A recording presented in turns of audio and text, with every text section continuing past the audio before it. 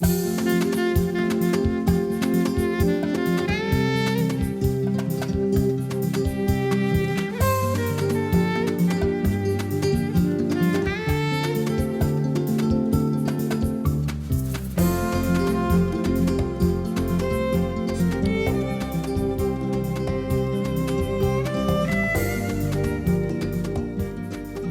tal? ¿Cómo le va? Muy buenas noches. Bienvenido a nuestro estudio de Canal 11, donde desde luego a partir de este momento estamos esperando la presencia de usted a través de las líneas telefónicas. Quiero advertirle algo. Por la naturaleza del programa, por el tema y desde luego por la calidad de la invitada, vamos a tener muchísimas llamadas, así que en cuanto empiece la conversación comience a marcar. ¿Sabe por qué digo esto? Porque inclusive antes de esta hora, días antes, cuando dimos a conocer justamente quién sería nuestra invitada, pues empezaron a llegar llamadas de personas que querían acercarse a ella. Pero en fin, antes de entrar en la conversación, les diré que pues siempre me preparo para hacer mi trabajo, para acercarme a mi invitado. Y mientras preparaba hoy mis materiales, pensé que en realidad no conozco a nadie a quien no le guste el cine. Claro, cada quien tiene sus preferencias. Hay quien adora las películas románticas, de acción, de fantasmas, de zombies, de aventuras, las películas de, no sé, de historias satánicas y demás. Pero a muchas personas les encanta el cine, la ciencia ficción. Muchas veces nos hemos preguntado hasta qué punto la ciencia ha influido en el cine.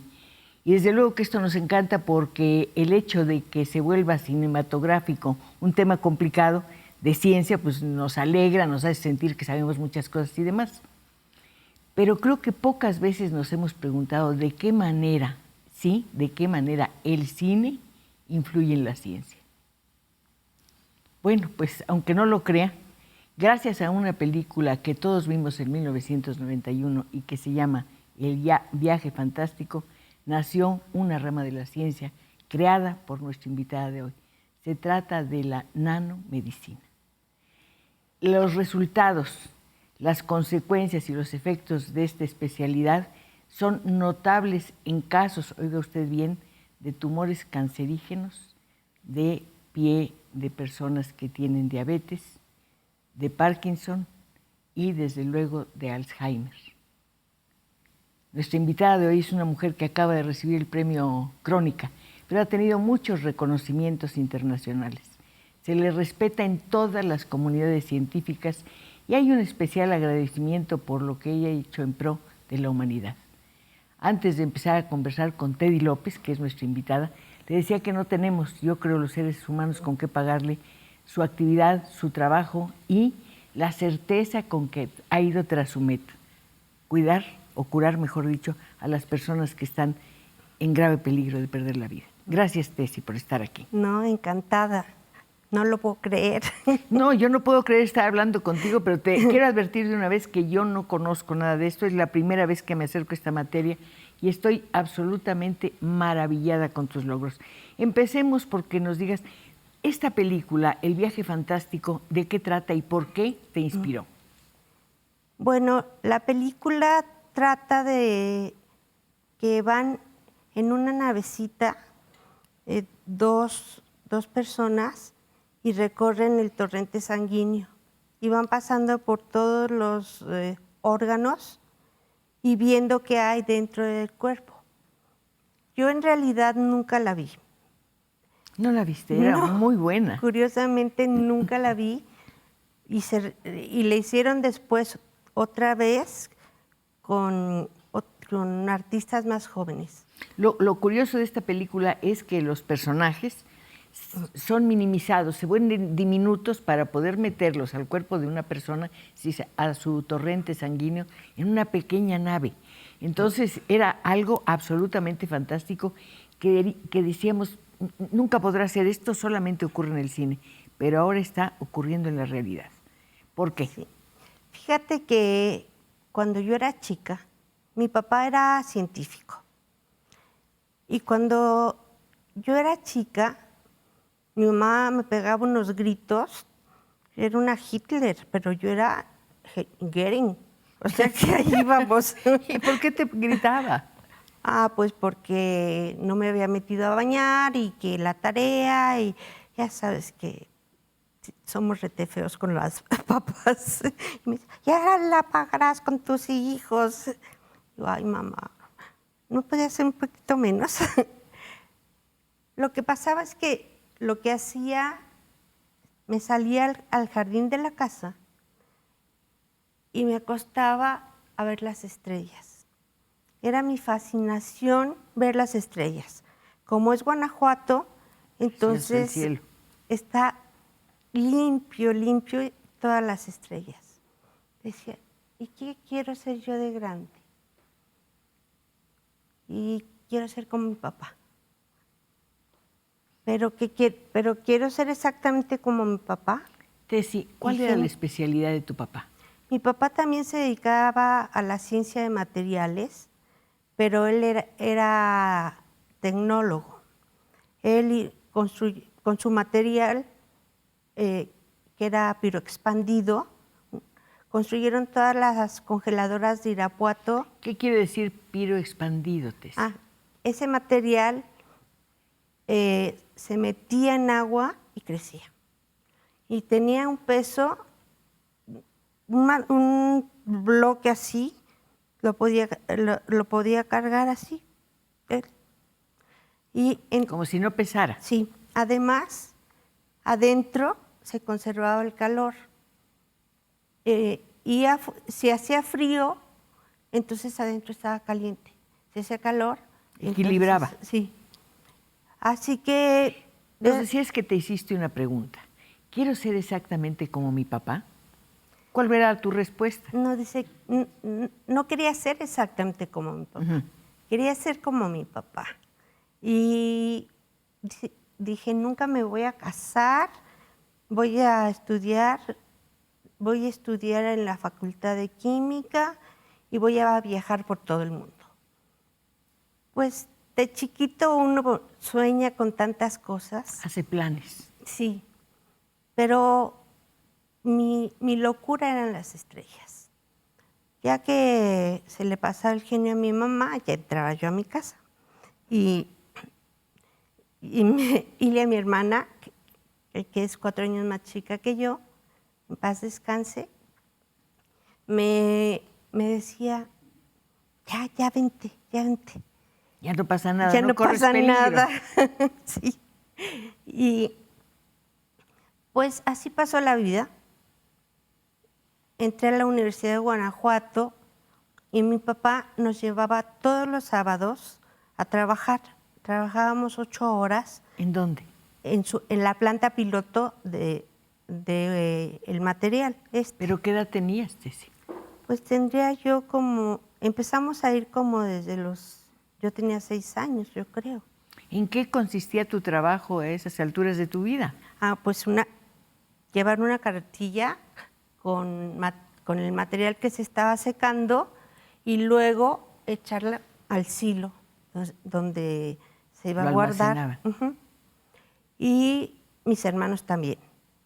Pero lo que nos encantaba era ir con los albañiles a comer tacos. Claro. Tenían su anafre y todo, y eran riquísimos. Y de ahí fui avanzando y mi papá me contrató como técnica laboratorista. ¿A qué edad? A los 17 años. ¿Tenías ya estudios? Sí, ya estaba terminando la prepa. ¿En esa línea? Sí, estaba terminando la prepa y empecé a trabajar en el laboratorio bueno, ya era un centro que se llamaba Centro de Química Inorgánica. Así que yo estaba muy orgullosa de ser parte de la Universidad de Guanajuato. Era como mi alma mater y lo tengo que ocultar un poquito porque se me van a poner celosos los del agua, pero adoraba la Universidad de Guanajuato. De allí mi papá dijo, no te quedas en Guanajuato. Guanajuato es demasiado chico para ti. Y le dije, bueno, nunca me negaba a lo que mi papá me decía. ¿Hablabas con él alguna vez de tu intención de convertirte en científica? Sí, y él estaba fascinado, porque mis otros 3 hermanos, uno le dijo que quería ser chofer de la Flecha Amarilla, porque se iba a ser millonario, porque se enredan el billete. Ajá. Y llevan todas las monedas. Sí, sí, es cierto. Y entonces le decía, yo quiero ser chofer de la Flecha Amarilla. ¿Y la otra hermana qué quería ser? El hermano siguiente quería ser licenciado, ajá, abogado. Y mi hermana chica decía, a mí no me moleste, yo no quiero ser nada porque voy a atender a mi marido y no quiero trabajar en nada. Me voy a conseguir un millonario. ¿Quería ser una ama de casa? Sí, una ama de casa, pero con un millonario. Ah, sí, claro, nada tonta, ¿verdad? Sí. ¿Cuándo llegaste a México, Teddy? Llegué aquí a México en como 3 meses antes de cumplir 18 años. Por cierto, ahora que te dieron el premio Crónica, fue tu cumpleaños también. Sí. Muchas felicidades, aunque sea retrasado. Ay, gracias. Y llegué aquí a México y la condición que puso mi mamá es que fuera a vivir a una casa del Opus Dei. Yo no sabía qué era eso. Mi papá aceptó la condición y le dije, pero no voy a ir a escuela privada. Eso sí te lo digo, mamá. Y bueno, estaba enfurecida, pero ella ya había puesto su condición. ¿Por qué no querías ir a escuelas privadas, Tessy? Me nacía. Mis hermanos se pasaron la vida en escuelas privadas, pero yo no. No, decía yo, ¿qué hago en una escuela privada? Yo quiero hacer algo que pueda ayudar a la humanidad. Pero, ¿qué quieres ser? No sé, pero no quiero escuela privada. Tenemos que hacer un corte, Tessy, pero quiero decir que ya empezaron a llegar las felicitaciones por tu trabajo. Antes de ir al corte, como dije antes, quiero subrayar una cosa. Tessy ha logrado simplemente fundar ella solita una rama de la ciencia. Ella pretende y aspira a que los tratamientos que ha podido lograr estén al alcance de todo el mundo, porque muchas veces los tratamientos son muy buenos, pero hay personas que no pueden pagarlos, la mayoría. Tessy quiere que todos tengamos la posibilidad de recuperar la salud. Vamos a ir un corte y vamos a regresar enseguida para comentar la voz de usted.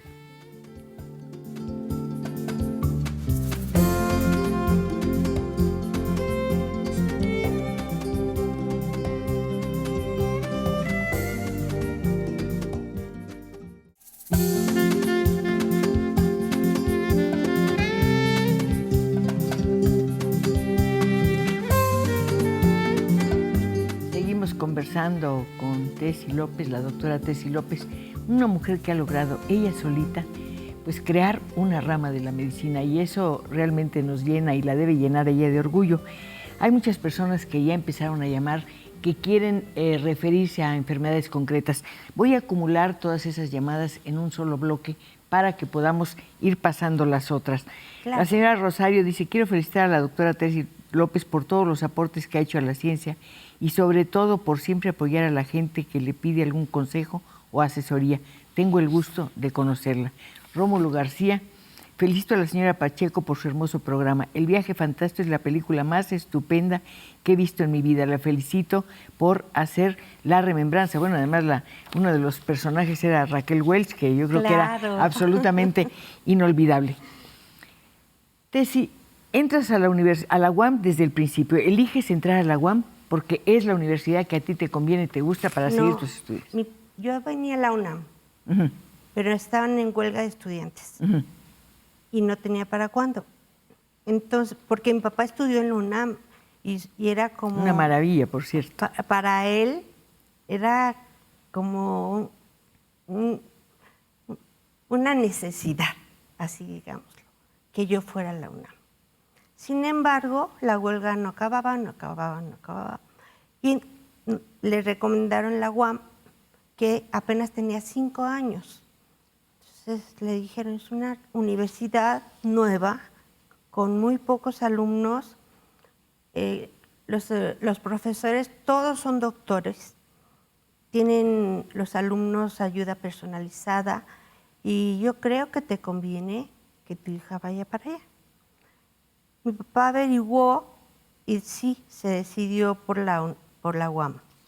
Yo hasta entonces era, ya sabes, en provincia nos educan a, sí, mamá, no, mamá, bien, lo que dijera mi papá. Y estaba bien. Entonces entró a la UAM y resulta que la carrera no es química, como pensábamos, sino es físico-química. Y yo le hablo por teléfono como al año. Una tarde le hablé y le dije, papá, yo no voy a estudiar lo mismo que tú. Fíjate que quiero estudiar físico-química. ¿Y ya sabes qué quieres hacer en concreto? No, pero esto me gusta y esto quiero estudiar. Mira, estudia lo que quieras, pero hazlo bien. Mi papá era como un jesuita, era muy, pues para contrarrestar con mi mamá, pues más o menos, ¿no? Entonces, acabé la carrera de físico-química e inmediatamente, a la mitad de la carrera se muere mi papá de cáncer de pulmón, de células pequeñas, que es un cáncer muy difícil. ¿Tú elegiste ese tipo de cáncer para hacer tus trabajos? Sí. Creo que Tiene un nombre extraño, no lo recuerdo ahora. Ese tipo de cáncer. El cáncer pulmonar de células pequeñas.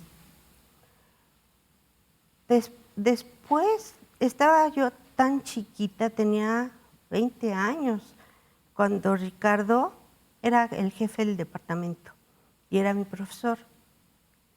Y me dijo, ¿te casas conmigo? ¿Cómo que si me caso contigo?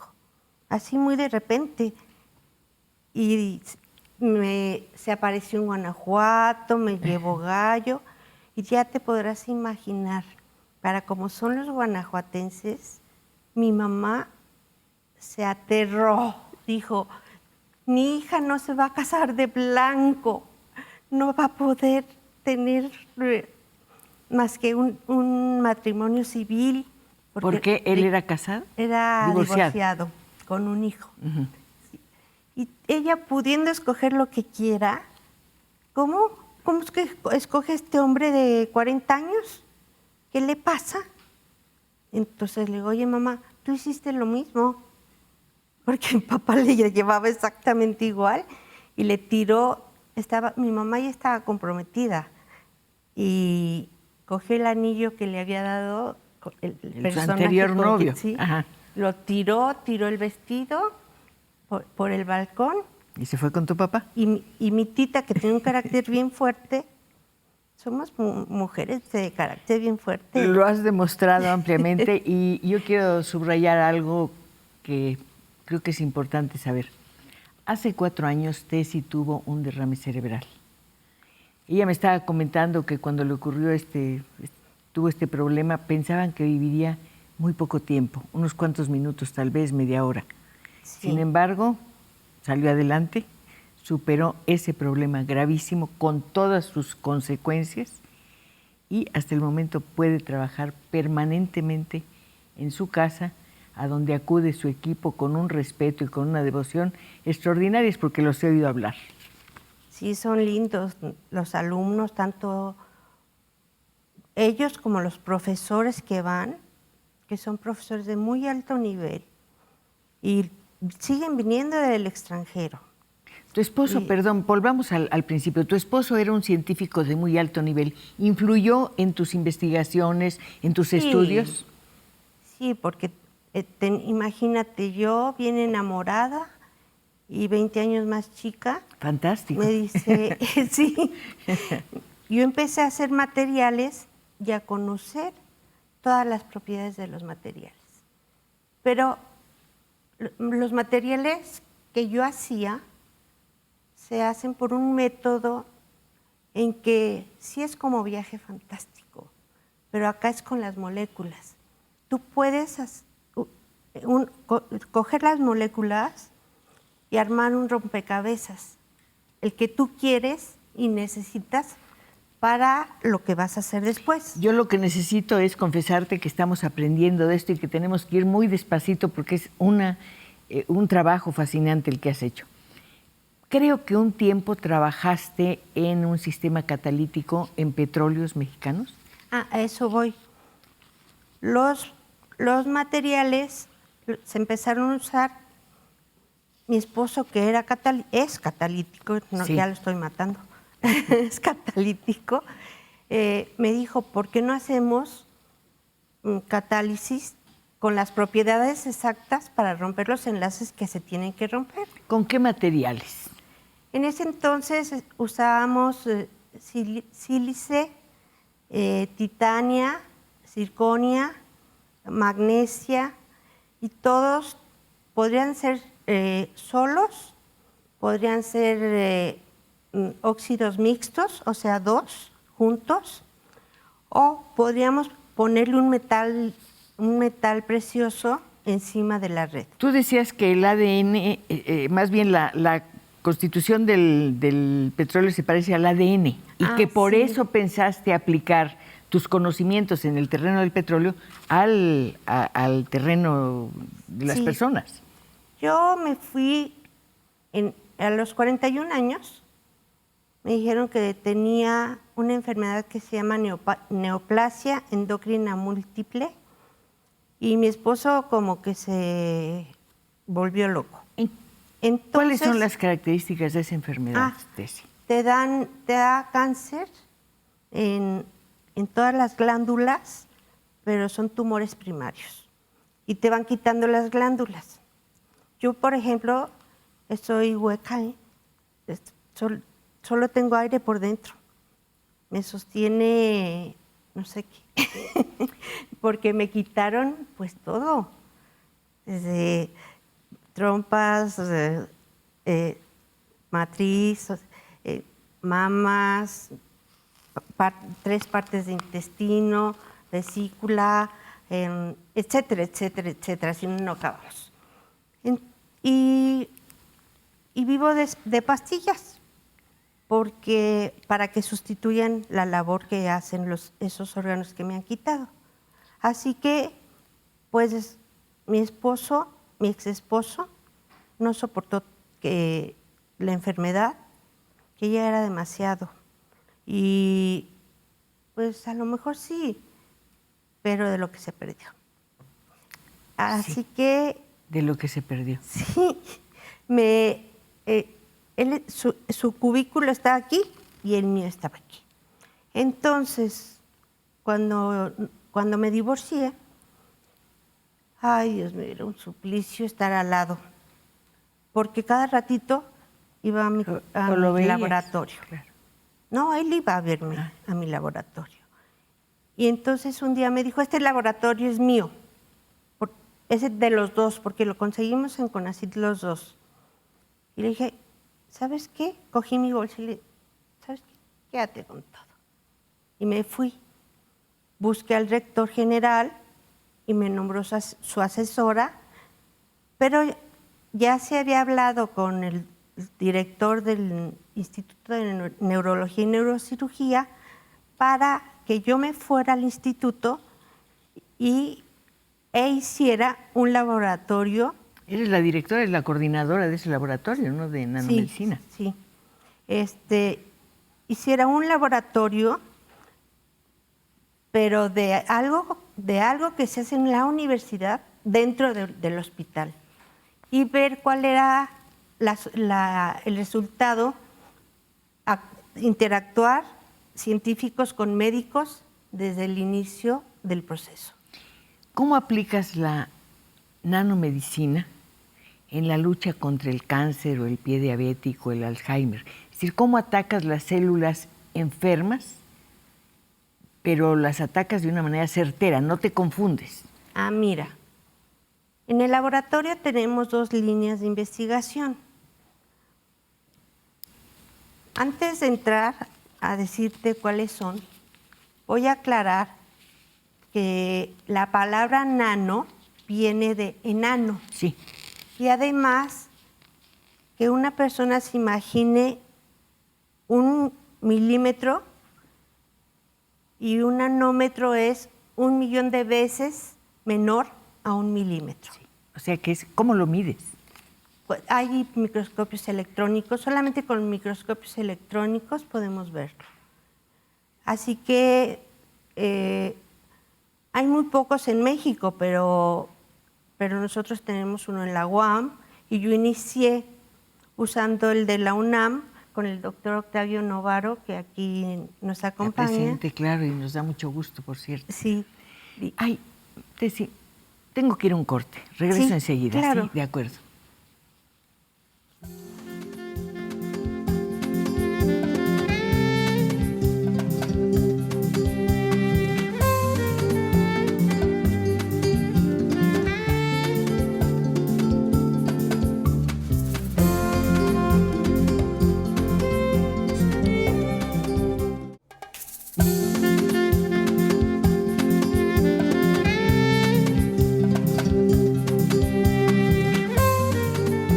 Considero de verdad que es un honor que podamos platicar con la doctora Tessy López, a quien ustedes le están mandando muchas comunicaciones. Ilse dice, llamo de Chiapas para felicitar a la señora Pacheco y a la señora Tessy. Eso que dice que se inspiró fue con James Fonda. No, era Raquel Welch. Sí, pero se repitió después. Con otra versión, la segunda versión, esa sí no la vi, la verdad. Sí. Ana Cecilia Lascano, qué maravilla, soy hermana del doctor Federico Lascano, me ha platicado tanto de usted que ya la admiro. Un gran saludo. Muchas gracias. Gracias, sí. este comentario Qué debe ser linda. para Tessy. María Elena Hernández, tengo un tumor en la cabeza y me gustaría saber si hay una manera de que la doctora puede recibirme para platicar con ella. Te deja su teléfono. Sí, En que realidad comunique se con puede nosotros. combatir un tumor cerebral y tú comentabas, y yo insisto, que se disminuye entre un 50 y un 95%. Es algo fantástico. Nosotros empezamos a trabajar con tumores en la cabeza, porque el instituto es de neurología y neurocirugía. Claro. Así que la relación que nosotros teníamos como laboratorio de nanomedicina era con neurólogos y neurocirujanos. Nos pusimos de acuerdo muy bien, nunca tuvimos problemas, las cosas arrancaron bien. Así que un día estaba yo tomando el sol y pasa Julio Sotelo, que era el director, Claro. y me dice, ¿y cómo va eso del cáncer? Le dije, a ver, cómprame la temozolomida. ¿Qué es eso? Es un quimioterápico Ajá. que se toman 5 pastillas los primeros días de mes y luego hasta el siguiente mes 5 pastillas. Una pregunta, ¿este tipo de tratamientos evitan la quimioterapia que es tan agresiva? Sí, pero más bien es un paliativo. O sea que no alivia del todo, ¿ves? Más bien ayuda al paciente a sobrevivir un poco más. Y lo que pasa con los quimioterápicos que son tomados o inyectados es que es muy difícil que crucen ¿cómo se llama? La barrera hematoencefálica. La barrera hematoencefálica es una barrera que nosotros tenemos de aquí para arriba para proteger al cerebro de que entren impurezas o cosas extrañas. Y esa es una parte importante que yo tomé en cuenta para desarrollar los bionanocatalizadores. ¿Cómo aplicas el tratamiento? Lo que hago es, en primer lugar, el día que me dijo no te voy a comprar nada, El director Sotelo, sí, el doctor Sotelo. yo dije, no, a mí nunca se me atora nada, hasta ahorita, bendito sea Dios. Claro que no. Entonces dije, pero si el ADN tiene los mismos átomos y moléculas que el petróleo, y yo sé hacer catalizadores para romper con exactitud, como tijeritas, enlaces, pues puedo yo romper el ADN donde yo quiero y entonces matar la célula. Así que preparé el primer nanobiocatalizador e hicimos una prueba con 100 ratas, porque Julio Sotelo estaba incrédulo y quería ver qué pasaba. En esa primera prueba, el tumor se hizo crecer en el lomito de la rata y a los 21 días ya era una cosa así más o menos en la rata. Pero para lo que son las ratitas que pesan 150 gramos, pues esto es grande, muy grande. Muy grande. Y lo que hicimos a los 21 días fue inyectarlas con el nanobiocatalizador y esperamos. Fuimos esperando, y la media fue más o menos disminuir los tumores un 54%. Posteriormente dije, no, este catalizador se puede mejorar. La situación es que el cuerpo tiene muchas defensas. Para que tú entres a la célula, tienes que pasar por la membrana celular. Luego, si quieres ir a la mitocondria, tienes que pasar también por una membrana y luego entrar al núcleo y pasar por la membrana nuclear. ¿De qué manera se logra ese tránsito? Pues disfrazamos a nuestras nanopartículas de membrana. Así que, sí, como payasitos. Parece fantástico, parece increíble, ¿no? ¿Cómo las disfrazan? Pues le ponemos otros grupos, por ejemplo. La descompones, la reconstruyes. No. La partícula queda igual, pero le agrego proteínas, le pego proteínas, aminoácidos, sulfatos, fosfatos y entra totalmente sin problema, porque tienen espacios la membrana tiene espacios entre proteína y proteína más o menos de 60 nanómetros y nuestras partículas miden entre 5 y 10 nanómetros. Así que entran. Pero es muy gracioso cuando lo vemos en el microscopio electrónico, se van formando y formaditas van entrando por un proceso que se llama endocitosis. O sea que la membrana se abre para que entren y les dé el paso y se vuelve a cerrar. Lo primero que hacen las partículas es que se van a la mitocondria, porque allí están los telómeros. ¿Qué son los telómeros? Que es algo que descubrieron los premios Nobel de Medicina en el 2009. Resulta que el ADN no se forma en el núcleo, se forma en la mitocondria a partir de los telómeros y con la enzima, que es una enzima. Las enzimas son catalizadores bioquímicos, catalizadores de nuestro cuerpo. Entonces, la telomerasa es el catalizador que empieza a formar el ADN que va hacia el núcleo y ya empieza la primera y la segunda hélice y están dentro del núcleo. Así que, pues hay que burlar todas esas batallas, ¿no? Y lo que hicimos fue ponerles muchos fosfatos porque el ADN tiene como una cadena en bicicleta que va dando vueltas, tiene fosfatos. Y nosotros dijimos, pues hay que pegarle fosfatos. Y efectivamente entró. Y al entrar, rompió los enlaces que queríamos que rompiera. Obviamente, seguimos estudiando eso y a la fecha, pues el éxito, puedo decir que soy muy exigente conmigo misma, porque somos seres humanos y no podemos jugar con la vida de los demás. Entonces, creo que vamos bastante bien, pero que podemos hacer algo mejor. Tú sabes que una de las enfermedades que más afectan en este momento a nuestra población es la diabetes. Y tú comentabas en una entrevista que este tratamiento es muy positivo para el pie diabético y que este tratamiento impide la amputación. ¿De qué manera? Pero antes de pasar a eso, sí, si me permites. Claro que sí.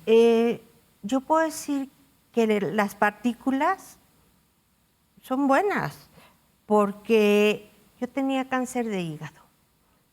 Me sacaron la bolita. Y al siguiente año ya tenía la bolita regenerada, pero también con fibrosis. Entonces le dije a mi mano derecha del laboratorio, Mayra, me voy a morir. Y no me puedo permitir ese lujo porque mis hijos están muy chicos. ¿Cuántos hijos tienes? 2. Tuve 4, pero las bebitas se murieron porque no estaba tan avanzada la perinatología. Entonces, me fui con mi oncólogo, que con él también trabajamos, y le dije, me pones 13 gramos en el hígado. Ya lo dejas. Bueno, si ella quiere así. Me puso los 13 gramos de nanopartículas y hasta la fecha, eso fue en el 2009. A la fecha estoy libre de cáncer. Tengo 0. Tengo que hacerte una pregunta. Has sufrido muchísimo y a veces el dolor nos vuelve muy egoístas. Solo pensamos en nosotros, en nuestro dolor, en nuestras inquietudes, en nuestros malestares. ¿Cómo es posible que sigas siendo una persona tan absolutamente generosa? Es que afortunadamente ese egoísmo no me llegó. Se quedó en el camino. Yo veía a tanta gente sufrir y yo podía llegar en una camioneta acompañada de mi mamá o de mi hermana, alguno de mis hermanos. ¿Podías llegar a dónde? Al hospital, sí. Un hospital privado, regresar a mi casa, una casa pues que tiene una cama caliente, un ambiente lindo, tenía quien me llevara la comida a la cama. Tenías todo. Y decía, ¿y por qué la gente que yo he visto en consulta externa de los hospitales sufre tanto? Se les mueren sus parientes y salen, pero sale otro así. Entonces yo dije, no, tiene que hacerse algo para que la gente tenga acceso y que todo mundo tenga acceso. A la medicina, al tratamiento. A estos tratamientos, que si lo compramos en Estados Unidos obviamente es muy caro, además de que la nanomedicina catalítica no existe. Ahora, pasando a lo que me preguntas del pie diabético. ¿Podemos dejar esta respuesta para el siguiente corte? Sí, quiero decir que desde luego vamos a respetar ese tiempo, pero quiero agradecer la cantidad de llamadas que han llegado para la doctora Tessy López. Vamos a un corte. Gracias.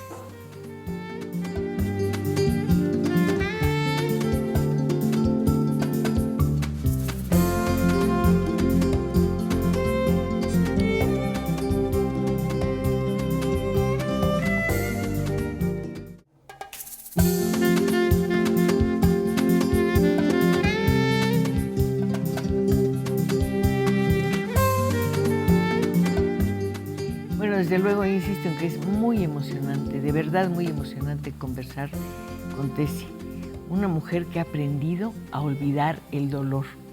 Imagínese olvidar el dolor y ser feliz y querer hacer felices a los demás. Eso me parece maravilloso, Tessy.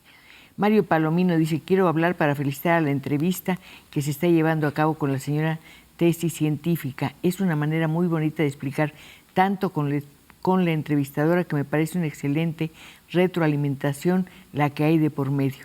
muy motivante el tema. Felicitaciones a Canal 11 por estas conversaciones. Para felicitar a Canal 11, dice María Eugenia Montes de Oca, por todos sus programas, en especial este programa. México tiene esperanzas con este tipo de personas tan sabias y tan humildes al mismo tiempo. Es importante algo, antes de que lo olvide. Este tratamiento, ¿cuánto costaría en una persona con cáncer cerebral? Bueno, decías que sería caro. Ya se está usando en Estados Unidos algo parecido, que es liberación controlada de fármacos.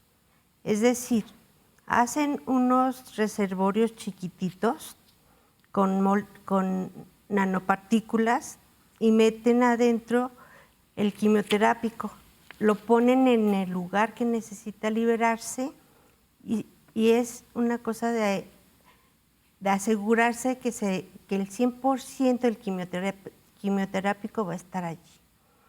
Y no se lo va a llevar, no va a tener que recorrer todo el ¿No es el método que tú sigues, sí? No. Yo tengo dos tipos de métodos. El de liberación controlada sí lo uso. Como ese. Como ese. Lo uso para epilepsia y para Parkinson. Ahora, quiero decirle al público que en el caso de epilepsia nos encontramos en la etapa final de ratas. Entonces, probablemente tengamos el liberador y va a ser para epilépticos refractarios, o sea, los que ya no tienen remedio, no se pueden operar y no les hace nada la medicina. Pero este tratamiento ya fue premiado y ya se empezaba a usar.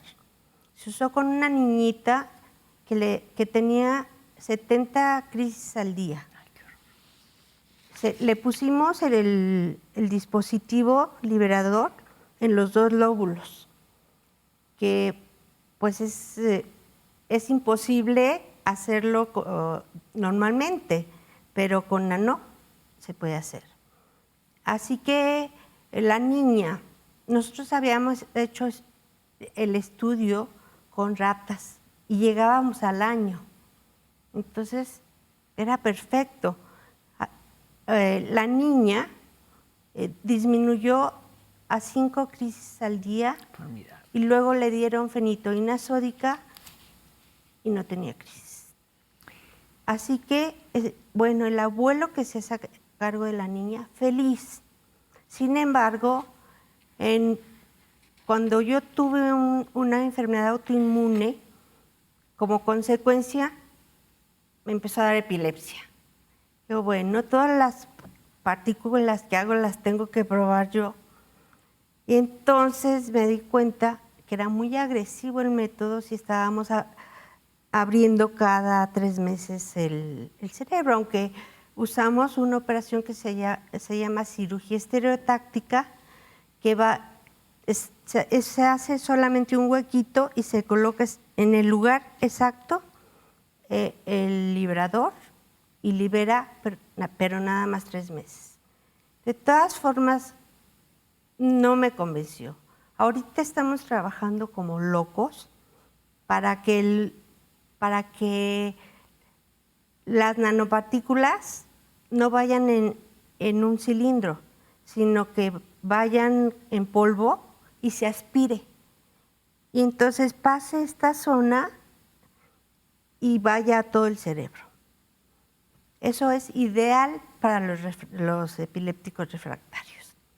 Y el problema que tenemos ahorita no es el material, es que no sabemos cómo lograr que se vaya el 100% hacia arriba, porque también tiende a irse hacia abajo. ¿Qué pasaría en este caso si se fuera hacia abajo? Pues también lo usamos, porque tenemos en estos nanobiocatalizadores para los pacientes que tienen fibrosis pulmonar y que están desahuciados. Entonces, el doctor Arguero, que es quien opera con nosotros, claro. y es fantástico. Sí. Les hace una traqueostomía y mete el tubo y luego va metiendo las nanopartículas. El último paciente que tuvimos tenía toda la fibrosis pegada al corazón. Y todos en el Hospital General dijeron, no, está desahuciado. Y el doctor Arboe dijo, yo quiero ese caso.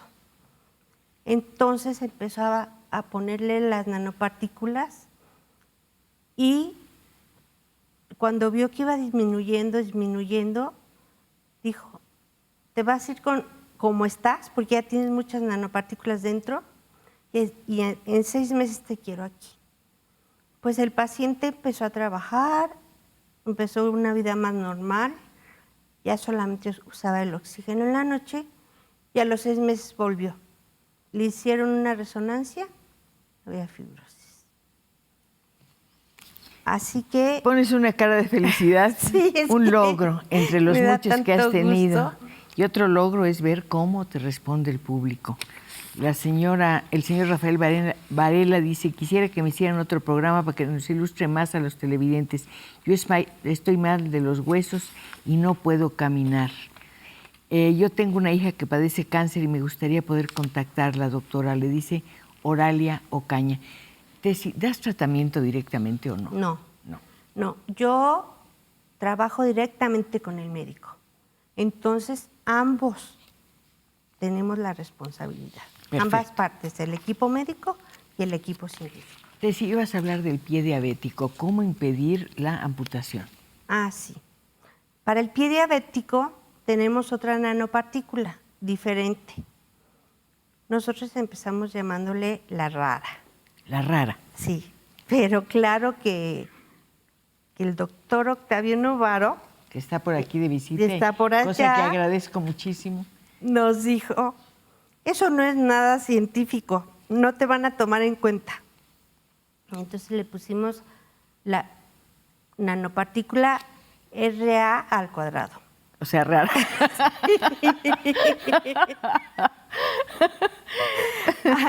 Y esa nanopartícula, no me lo vas a creer. Un día a las 3 de la mañana cogí el teléfono y le dije, Mayra, apunta. Es tu asistente, ¿verdad, Sí, Mayra? Encantadora. Sí. Mayra, apunta. Por favor, vas a hacer mañana un óxido mixto de titania sílice con estas cantidades. Le vas a poner fosfatos, sulfatos, GABA, y le vas a poner 1% de platino. Cuando se trata el ser humano con platino, cisplatino es lo que se usa. Y se pone 100%, o sea, les ponen 300 miligramos diario durante 3 días y luego a la semana siguiente. Eso quiero decirlo por la toxicidad. Se va encorvando la persona y no, porque mata tanto células benignas como células malignas. Nosotros, cuando usamos platino, solamente ponemos partes por millón. Y la célula benigna ni siquiera se da cuenta que por ahí anda el platino. Porque lo que está rodeándola es la titania sílice. ¿Cómo se evita con este método la amputación? Esto me gustaría que fuera una respuesta directa. Aquí se empieza a hacer un hueco. Ah. Luego empieza más grande, hasta que ya es imposible. Se ve el hueso, se ven los tendones y los médicos obviamente antes de llegar a eso, nos han llegado pacientes así, pero antes de llegar a eso, lo que hacen es cortar el pie. Y se siguen con la pierna y es el principio de la muerte. Mi hermana murió de diabetes infantil. Conozco muy bien cómo es esta historia sin nanopartículas. ¿Tú la trataste y la ayudaste a tener buena calidad de vida durante un tiempo? Pues me la llevé a Europa y luego tiró el bastón. Entonces, pues ¿Se recuperó? estuvo muy... del pie diabético, sí. Estuvo muy contenta. Desafortunadamente después murió de un paro cardíaco. En fin, vamos al pie diabético. Nosotros recibimos a todos los pacientes. ¿En dónde? Ahorita estamos trabajando únicamente en el Hospital Nacional de la Diabetes. Perfecto. Está al lado está en el Politécnico, al lado del... ¿Cómo se llama? ¿El queso que le dicen? No. Esa cosa redonda que es para ver los astros. Ay, el planetario, El Luis Enrique planetario, Erro. sí, claro. Tessy, siento horrible decir que se nos terminó el programa. Siento muy bonito pensar en que te conocí, en que te escuché y en que aprendí muchas cosas que no me había imaginado. Tampoco me imaginé tener que decir adiós en estos momentos, pero yo espero que la doctora vuelva a visitarnos aquí en nuestro estudio de Canal 11. Nos vemos el viernes para seguir conversando y aquí están todas tus llamadas. Gracias. Bien.